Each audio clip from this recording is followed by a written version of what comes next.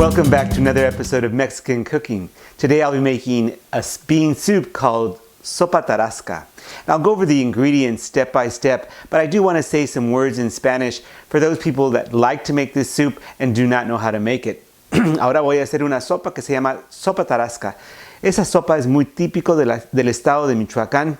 Lo que voy a necesitar para esto va a ser jitomates, cebolla, ajo, chile ancho, unas tortillas, un caldo, queso fresco y queso crema y aguacate. Paso por paso les voy a explicar, en inglés, claro, pero les voy a explicar cómo se hace la sopa tarasca.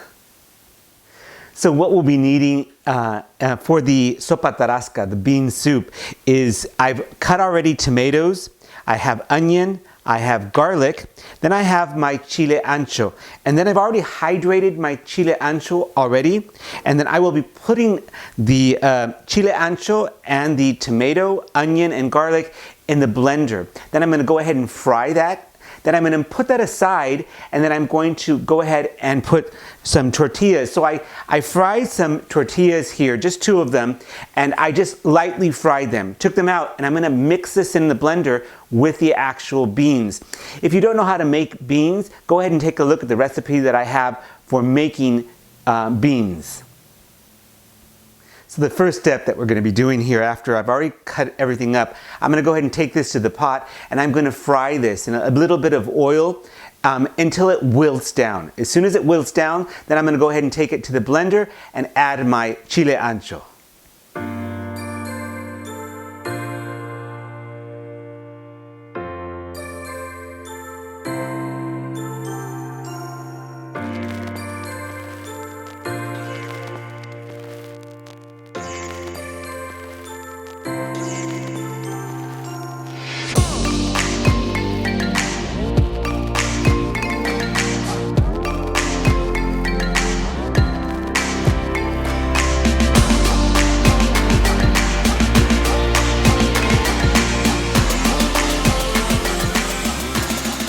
Okay, so as soon as you've cooked down your tomatoes, onion, and garlic, you're going to go ahead and add in your chile ancho, which has already been hydrated. You're going to add that in, and you're just going to let it sit there for a moment.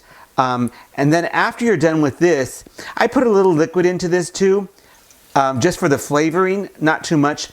And I mix it together here, and then I take it to the blender and then mix all of this together.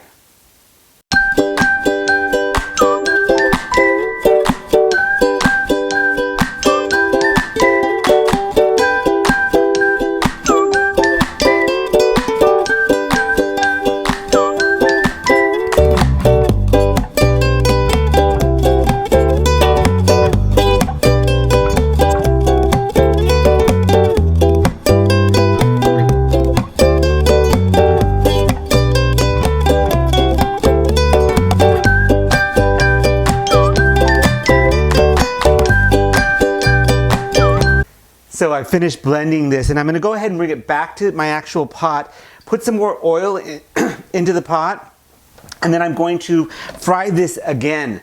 And as I fry this, I want to leave this at least about 5 or 10 minutes till it boils up nicely again. And then I'm going to add in my chicken broth with my beans into my blender, and then I'm going to add that in with the spices.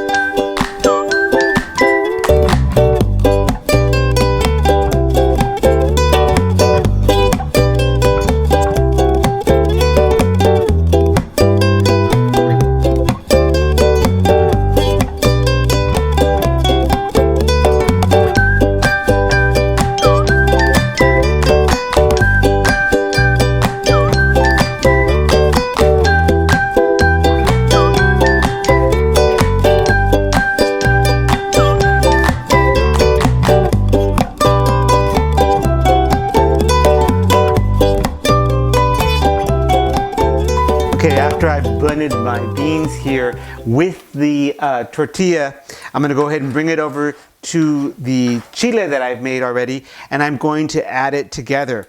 If you'd like the consistency thicker, you can change that and add more beans, but beans only. And then I'm going to go ahead and add my spices in, and I'm going to allow this to cook for about 15 minutes until it thickens nicely. And I'll show you how I'm going to go ahead and add my spices together. Okay, so we're going ahead, we put everything together here, and we have our mejoriana and our epazote, and I tied it together because I want to pull this out afterwards. I don't want to leave this in. So I'll place this in together here. I'm going to go ahead and I have my tomillo, my pimienta gorda, which is sweet pepper, and bay leaves. And I'm going to go ahead and put that in to my mix here. I'm going to add my salt, and I won't add too much because I'll taste it after I boil it. Then I'm going to get my oregano, and I'll take a bit of oregano, depending what flavor you like of your oregano, and I put the oregano in, and then I go ahead and mix it together and allow it to come to a full boil. I would say at least another 10 minutes before you're ready to move on to the serving portion. Okay, I finished the actual Sopa Tarasca, and I'm going to work on the toppings now. What I'm going to go ahead and do, and as I've fried here my tortillas here thinly, and then I fried a bit of the chile ancho dry, and I just barely fried it, and that's going to go as a topping. And then I have my queso crema, so I go ahead and add my queso crema here on top, just like this. And I go ahead and put that on both of them since we have two here. And then I put in my tortillas on top.